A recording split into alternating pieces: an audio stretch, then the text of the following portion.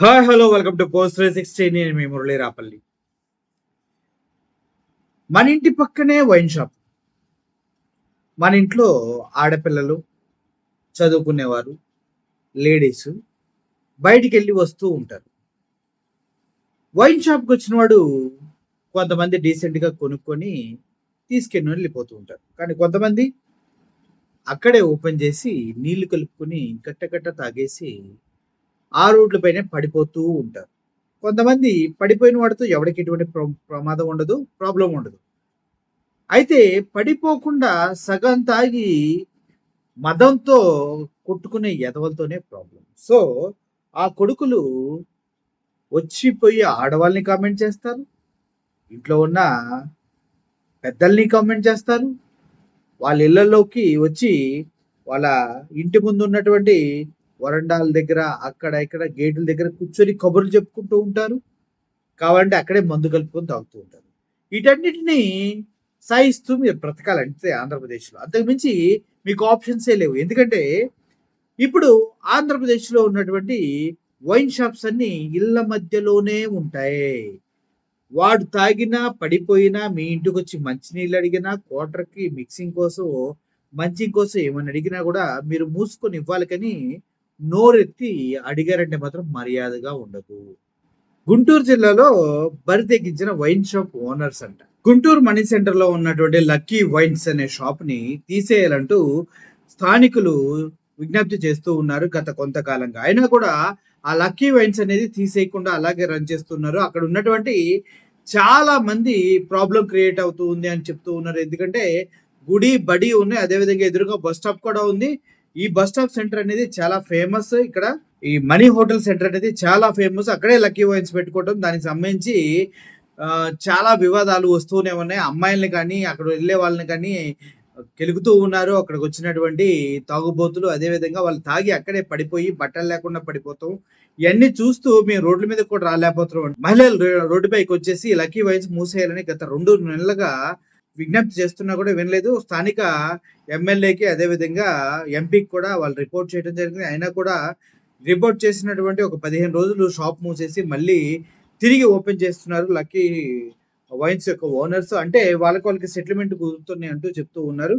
అదేవిధంగా ఇలా నైట్ రాత్రి పగలు ధర్నాలు, రోడ్ల మీదకి వచ్చి ఆడోళ్ళు అరుస్తూనే ఉన్నారు. క్లోజ్ చేయాలని నినాదాలు చేస్తూ ఉన్నారు, ఆందోళన చేస్తున్నారు. అయినా కూడా లక్కీ వైన్స్ అనేది ఓపెన్ గానే ఉంటుంది. ఏం పిక్కుంటారో పిక్కోండి అంటూ షాప్ యజమానులు చెప్తూ ఉన్నారు. అంతేకాదు అక్కడికి చేరుకున్నటువంటి ఎక్స్ఎన్సిఐ లతా గారు కూడా అన్ని అనుమతులకు అనుగుణంగానే ఇక్కడ వైన్ షాప్ కి పర్మిషన్ ఇచ్చాం, గుడి బడికి 100 మీటర్ల డిస్టెన్స్ అయితే ఉంది అంటూ ఆవిడ రూల్స్ మాట్లాడుతూనే ఆవిడ కూడా క్లియర్ గా మహిళలు తమ ప్రాబ్లమ్స్ చెప్తున్నా కూడా వినకుండా, మీ ఇల్లు ఎక్కడ, మీరేం చేస్తారు, నువ్వు ఇక్కడికి ఎందుకు వచ్చి అడుగుతున్నావు, మీ ఇంటి దగ్గరే నువ్వు ఉండొచ్చు కదా అంటూ స్థానికులను కూడా కంట్రోల్ చేసే ప్రయత్నం ఆవిడ చేస్తున్నారు. అంతేకాదు ధర్నా చేస్తున్న స్థానికులపై తీవ్ర స్థాయిలో ఆవిడ ఆగ్రహానికి గురవడం జరిగింది. వార్నింగ్లు కూడా ఇవ్వడం జరిగింది. ఇక్కడ కనుక ఇలాగే చేస్తే మిమ్మల్ని లోపలేస్తాను, కేసులు పెడతానంటూ కూడా ఆవిడ మాట్లాడటం జరిగింది.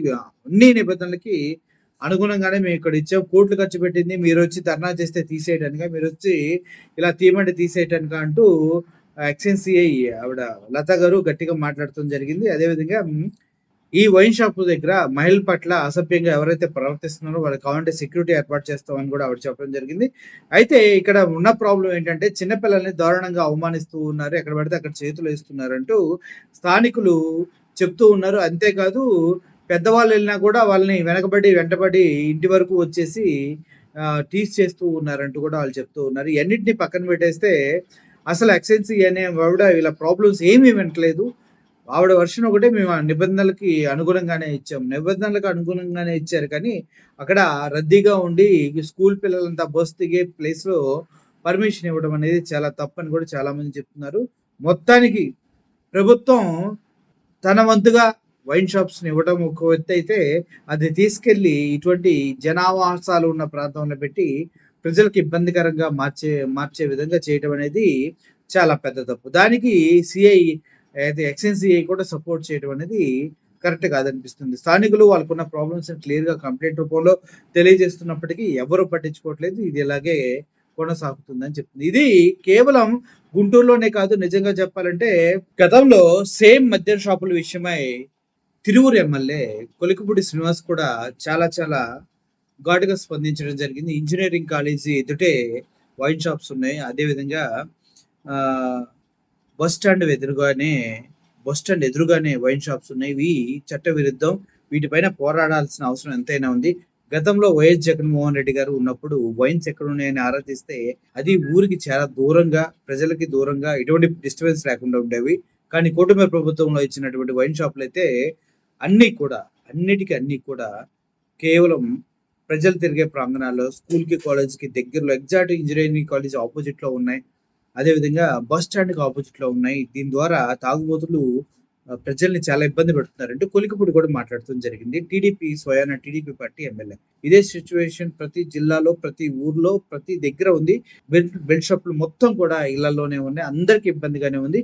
ఈ కుటుంబ ప్రభుత్వం వచ్చిన తర్వాత మద్యం మరీ ఏరులై పారుతుందంటూ ప్రజలు బాధను వ్యక్తం చేస్తున్నారు.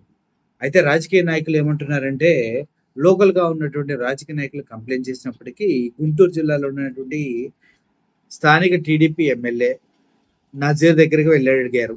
పట్టించుకోలా. కేంద్ర మంత్రి కదా అని పెంబసాని దగ్గరికి వెళ్లి అడిగారు. పట్టించుకోలా. మహిళలు అడిగినా కూడా పక్కన పడి నొక్కారు. అంటే వాస్తవంగా ఇక్కడ జరుగుతున్న బిజినెస్‌లు ఆ లోకల్ మినిస్టర్స్ ఇయ్యి ఉంటాయి. కాబట్టి వాళ్ళు పట్టించుకోరు. ఎందుకంటే అక్కడ బాగా లాభం వస్తుంది. తాగుబోతులు ఇక్కడే ఎక్కువున్నారు. ఏం చేస్తారు?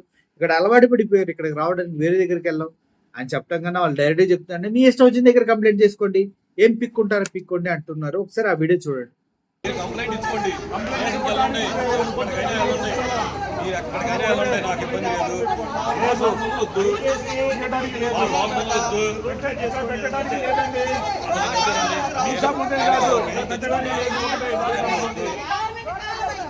ఏంటి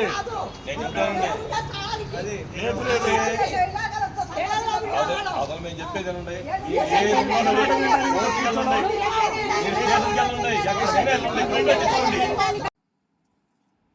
అదనమాట విషయం. సో ఆంధ్రప్రదేశ్‌లో మహిళలకు రక్షణ ఎవరైనా మహిళల గురించి మాట్లాడితే ఓ అన్నాడు మనగోడు చంద్రబాబు నాయుడు గారు. వాడెవడో కిరణ్ బూటకంగా అరెస్ట్ చేసి ఆ ఛానల్ పెట్టిందే టీడీపీ వాళ్ళంట. ఆ ఛానల్‌లో ఇంకో 5, 6 ఛానల్ రన్ అవుతున్నాయంట టీడీపీకి ఫేవర్‌గా మాట్లాడటానికి, వైఎస్ఆర్‌సీపీని తిడటానికి. అటువంటి ఛానల్స్ పెట్టించిన చంద్రబాబు నాయుడు గారు, లోకేష్ గారు ఆధ్వర్యంలో, ఐటీడీపీ ఆధ్వర్యంలో ఇయన్నీ నడుస్తూ ఉన్నాయి. సో అటువంటి వ్యక్తిని అరెస్ట్ చేసిన క్రమంలో చంద్రబాబు నాయుడు గారు మాట్లాడుతూ ఆ మహిళలను ఏమనంటే ఊరుకోనంట. మరి వీళ్ళు మహిళలు కాదా? వీళ్ళేమన్నా గ్రహాంతర వాసులా? లేదంటే కప్పలా? చెప్పండి. వీళ్ళు మహిళలు కాదా? వీళ్ళ గురించి పట్టించుకోరా? లోకల్ ఎమ్మెల్యే నజీర్ పట్టించుకోవట్లేదు, పెంబసాని పట్టించుకోవట్లేదు. ఇంకెందుకు మంత్రి పదవులు అడుగు తినడానికి? మహిళలు మాకు ప్రాబ్లం ఉంది మొర్రో, మమ్మల్ని టీచ్ చేస్తున్నారు మొర్రో, మమ్మల్ని చేతులు పట్టుకొని లాగుతున్నారు నాయన, మా ఇంటికి వచ్చి క్వార్టర్లో మిక్సింగ్‌కి మంచినీళ్ళు అడుగుతున్నారు నాయన అంటే సిగ్గు శరాలు లేవా మీకు? రెస్పాండ్ అవ్వరా? మళ్ళీ గొప్పలు ఇంత కిలోమీటర్లు చెప్తారు చెప్పమంటే సొల్లు కబుర్లు. ఆడవాళ్ళంటే ఏదో గౌరవం ఉన్నట్టు వాళ్ళని ఉద్ధరిస్తున్నట్టు. సిగ్గుండాలా బాబు పవన్ కళ్యాణ్? ఆడపిల్లని ఒడున్న మాట అంటే కఠినమైన శిక్షలు రూల్స్ తెస్తాం. తొక్క తెచ్చావు. ఏం తెచ్చావు ఇప్పుడు దాకా నువ్వు? మాటికోసారి హాస్పిటల్ కాళ్ళు చెయ్యి ఏళ్ళు ముక్కని ప్రజల ప్రాబ్లమ్స్ కాకుండా సొంతగా ఏదేదో చేసుకుంటా నిరాహార దీక్షలని అదని ఇదని ఏందా నువ్వు? నాకు అర్థం కాదు.